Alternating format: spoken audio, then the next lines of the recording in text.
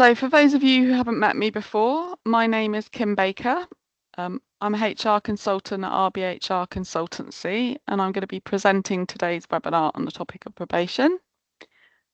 I'm also joined by my colleague, Beck Pewitt-Stephan, who's a HR assistant, and she's going to be behind the scenes operating the presentation slides. So I think Beck's going to turn her camera off now so that she can concentrate on the slides for me.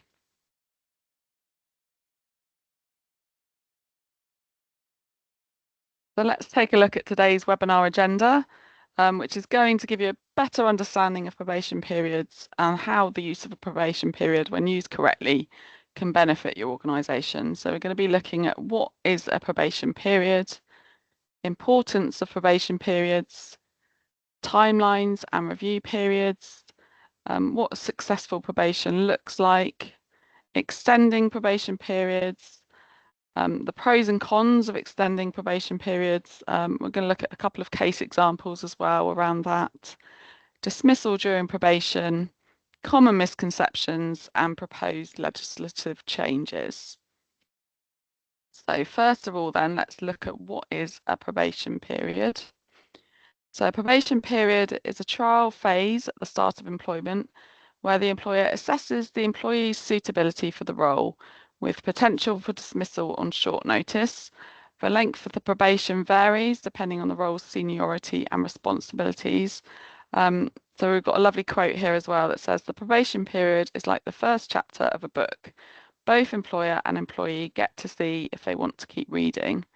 It's also important to note, if you choose to implement a probationary period for your employees, you must outline the terms, including the duration of the probation period in their written contract. And the contract must be provided to the employee either before or on their first day of employment. So the importance of probation periods for employers. Employers' perspective, it's a structured time frame to assess performance, cultural fit, and role suitability. It also gives you flexible termination with shorter notice, so it's normally about a week, but it does vary. It can reduce hiring risks and costs, and it reduces the risk of unfair dismissal claims which apply after 2 years of service. From the employee's perspective, it's the opportunity to adjust to a new role and demonstrate abilities in a low-risk setting. Employees can also receive feedback and training to improve their performance. Employees can assess if the role and culture align with their goals and values. Shorter notice periods can also reduce the obligation to stay if it's not the right fit. And they also have protection through key employment rights such as sick pay, minimum wage, and anti-discrimination.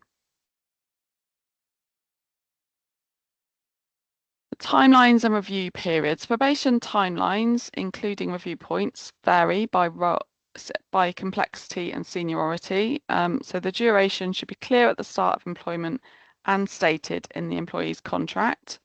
Common timelines and milestones for review during a probation period could include the initial check-in, where you would set clear expectations, you ensure that the employee understands their role, you help the employee adapt to the workplace, and you provide necessary training or support. At the 4-week point or month 1, depending on how you outline it, you would review performance in the role so far. You would also identify any challenges that the employee is facing and provide structured feedback. And you'd set performance goals for the rest of the probation period. At the 8-week marker, you would conduct a comprehensive review of performance and progress. You would again address any challenges faced, identify areas for improvement, highlight their strengths, and assess overall fit with the company. And then we move on to 12 weeks, where you would evaluate the employee's overall performance and cultural fit. You assess if the expectations from the employer's perspective have been met, and you would decide whether to confirm permanent status, extend their probation, or terminate their contract. So obviously these review points will continue on a monthly basis should the probation period be for 6 months rather than 3. And all the reviews should be formalised through meetings and documented to ensure both the employee and the employer are aligned on performance, expectations, and next steps.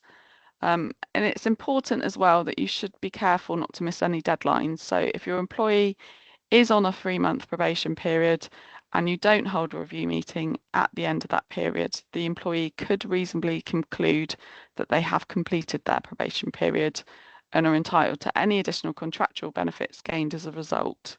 So we have a bit of a mantra here of no surprises. So if you do all your touch points, it should be quite easy to either extend or let them pass probation. So next slide. Successful probation, what next? So the employee has successfully completed their probation period. What happens next? So if the employee passes the probation, a confirmation letter should be sent to them outlining any benefits they're now entitled to, along with confirmation of their new notice period, if applicable. Sometimes when employers are on probation, they have a shorter notice period just to make it easier for all parties to end the employment if needed. So let's take a look at extending probation periods. So employees may fail to meet the required standards during their probationary time, for example, due to poor performance in the role, poor conduct, such as consistent lateness, or even excessive sickness absence rates. So we've got an example here. Let's take a look at Sally. Sally is a new employee who's been absent from work due to sickness. Sally started work for the company on the 1st of October, and we are now partway through December. Sally's on a 3-month probation period. Sally provided you, her employer, with a fit note, signing her off work with the flu for 2 weeks. Sally is now back at work. So I'm hoping that the chat's working and you can put messages and questions in there. So based on what you know about Sally and what you've just been told, Sally's probation period is coming to an end. What action do you think is required as her line manager?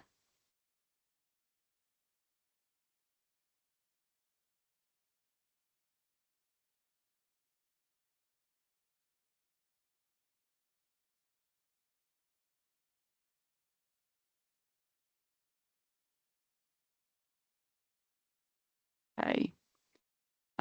So you would decide as her line manager to extend her probationary period by an additional 2 weeks to allow an adequate assessment of her performance. So this approach would be deemed reasonable, providing that the appropriate clause is included within Sally's contract of employment. So i.e. something like we reserve the right to extend your probation period if you are absent from work for any reason during your probationary period for a length of time which exceeds 1 week. In this case, your probationary period may be extended by the period of your absence to allow adequate assessment of your performance. So you're quite within your rights to extend Sally's probation period for the time that she's been off sick. Let's look at James. So another example where an employer might want to extend a probation period due to performance is James. James has a great attitude to work and shows potential. However, his work is not quite to the standard the company requires. He often rushes his work, causing unnecessary errors. So as his line manager, and his probation period's coming to an end, what action do you think is required? So again, if you want to put your answers in the chat, we can have a look at those.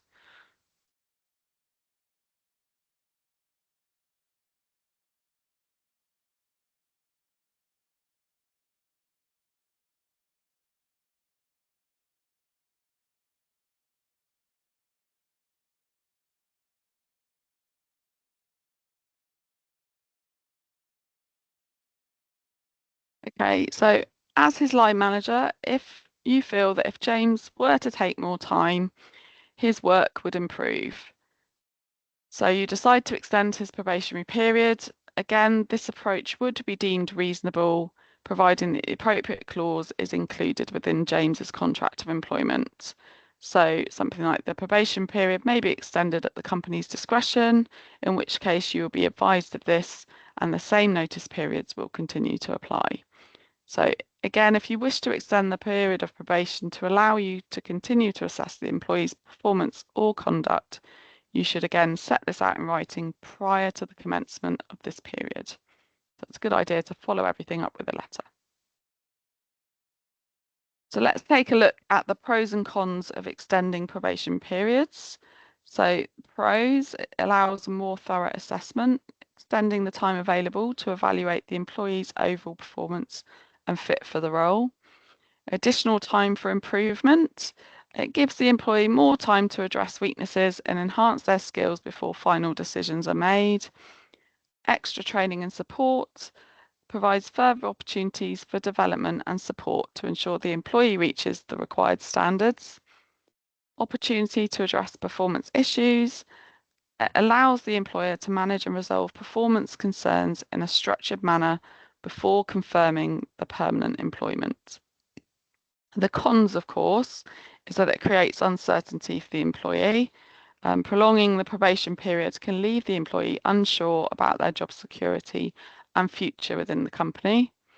It delays confirmation of employment as well, so extending the probation postpones the decision to offer permanent employment, causing potential delays in formalising benefits and perks.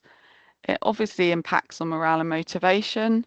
Employees may feel demotivated or undervalued if their probation is extended, which can affect their overall engagement. It also increases employer costs because additional training may be required, management oversight, and of course the prolonged trial period can lead to higher costs for the employer.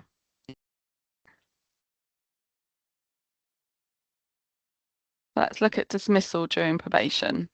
There are several reasons you could consider dismissing an employee prior to the end of their probation period.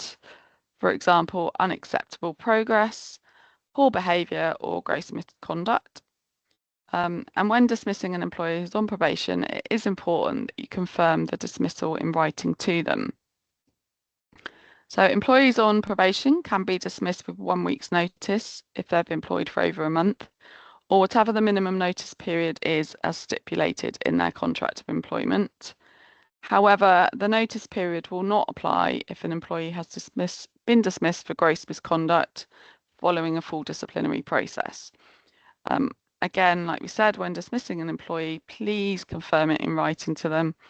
And it is important to remember that although a minimum of 2 years service is usually required for an employee to claim unfair dismissal, thereby precluding the probationary employee from claiming that their dismissal was procedurally unfair or unreasonable, there is no minimum length of service for an automatically unfair dismissal or a dismissal based on unlawful discrimination. So an employer shouldn't dismiss an employee without doing multiple touch points. So again, as we mentioned previously, there should be no surprises. So let's explore some of the common misconceptions people have regarding probation periods. Number one, employees have no rights during probation. Like we just explained, this isn't true. Employees still have legal rights during probation, including protection from discrimination, entitlement to the national minimum wage, statutory sick pay, holiday pay, and protection under health and safety regulations. Employers can dismiss employees without any notice. The reality of this is that even during the probationary period, employers must give the employee at least the statutory minimum notice, typically a week, unless the contract specifies otherwise. Probation automatically lasts for 6 months. There's actually no legal requirement for a specific length of probation. The duration is usually 3 to 6 months, but it can vary depending on the role and the employer. Unfair dismissal claims can't be made during probation, while employees cannot claim unfair dismissal until they have 2 years of continuous service. They can still make claims for wrongful dismissal, such as breach of contract or discrimination, regardless of their probation status. Number 5, an employer must extend the probation period if the employee is underperforming. So employers, like we just said, are not legally required to extend probation periods because they're not legally mandated. They can terminate the employment at the end of the probationary period if the employee hasn't met expectations, provided notice is given and legal protections are respected. However, we do advise you to keep notes of any informal conversations which have been had with the employee prior to the termination of employment. Again, I'm repeating the mantra of no surprises. So dismissal during probation shouldn't come as a surprise to the employee. There should have been conversations or formal reviews had with the employee prior to their dismissal. Number 6, passing probation guarantees job security. Unfortunately not. Passing probation doesn't guarantee permanent job security. While it may lead to permanent employment, employees can still be dismissed after probation, but after 2 years they have greater protection against unfair dismissal. Number 7, probation periods are legally mandated. I said earlier, there's no legal obligation for employers to impose a probation period. It is common practice, but not a legal requirement under UK employment law. So these misconceptions often lead to misunderstandings about both employer and employee rights during the probation period.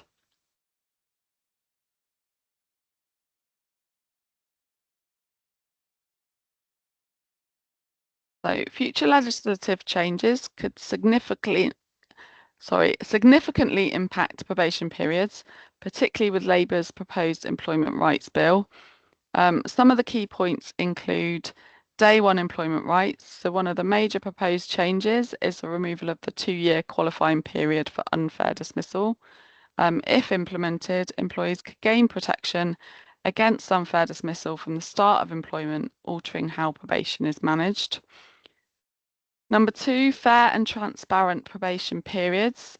So Labour has also discussed the need for fair and transparent probation periods, which suggests that dismissals at the end of a probation might need clearer processes and documentation. This could require more detailed assessments and performance management during probation to ensure legal compliance. Number 3, increased burden on employers.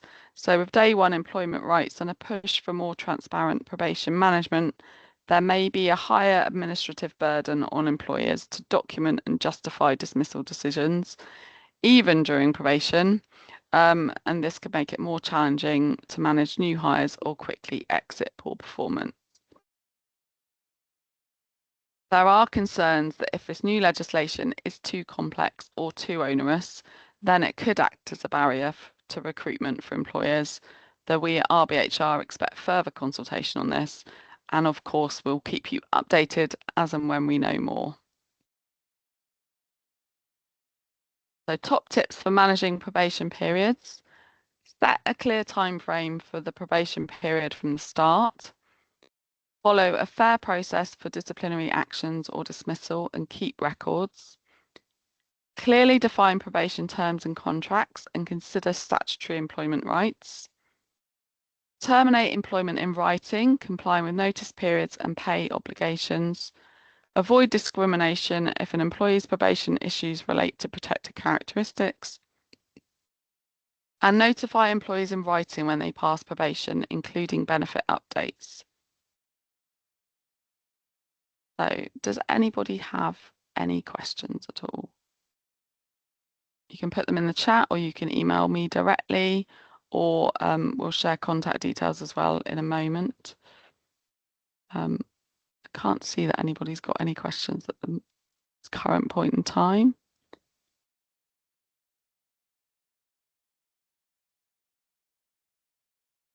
Okay, next slide then please, Beck. For those of you who are already clients of RBHR, you will be aware that you can pay for a time bank if you have a specific HR query which falls outside of your retainer.